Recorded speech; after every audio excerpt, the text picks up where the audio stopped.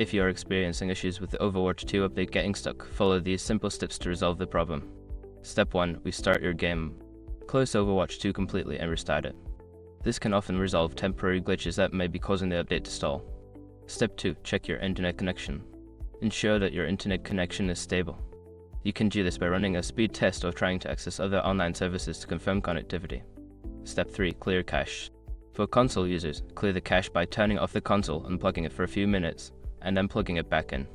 For PC users, you can try clearing the battle.net cache by closing the client and deleting the cache folder. Step 4. Update battle.net client. Make sure your battle.net client is up to date. Open the client and check for any available updates, as an outdated client can cause issues with game updates. Step 5. Reinstall the game. If all else fails, uninstall and then reinstall Overwatch 2. This can help resolve any corrupted files that may be causing the update to get stuck. By following these steps, you should be able to resolve the issue and get back to playing Overwatch 2. If problems persist, consider reaching out to Blizzard support for further assistance.